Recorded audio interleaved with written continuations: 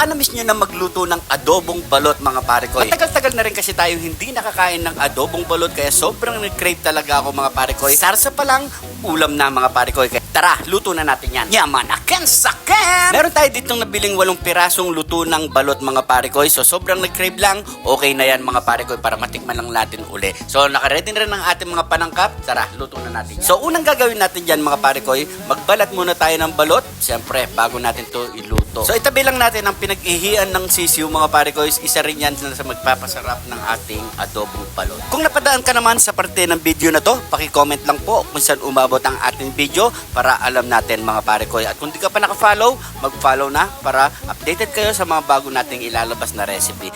Yaman akin sakin! Matapos na natin tumabalat mga pare ko, tara, mag-gisa na tayo. Let's go! Maglagay na tayo ng bawang at sibuyas, sabay na rin natin ang ating kidlat ni Junti. At ilagay na natin ang ating binalatan na balot mga pare ko.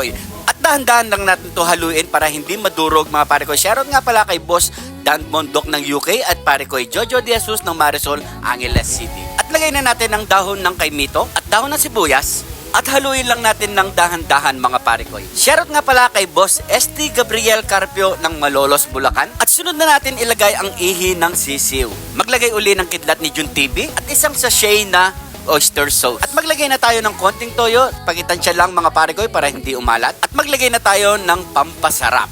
Yun no? At imekos-mekos natin ng dahan-dahan yan mga pare ko para hindi madurog ang ating mga balot. So iluto lang natin yan ng 5 minutes mga pare ko, luto na yan. Sa bawat video na mapapanood, mapapadalas ang iyong panonood.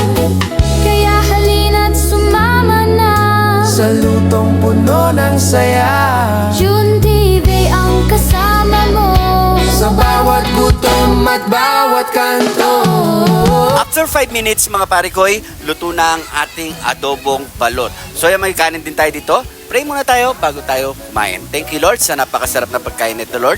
Bless po yung viewers namin Lord. Bless po yung sumusuporta sa amin Lord. Bless po yung family at kalusugan namin Lord. In Jesus name, Amen. So yung mga pare ko, yan, taste test na tayo. Kung napansin nyo mga pare ko, hindi tayo naglagay ng suka dyan. So okay lang yan mga pare ko. Ang importante, masarap ang pagkaluto niyan mga pare ko. So yan, kahit mainit, taste test na tayo mga pare ko. Yun, grabe. Ang sarap. Pasantabi po sa mga kapare ko natin na hindi kumakain ng balot mga pare ko.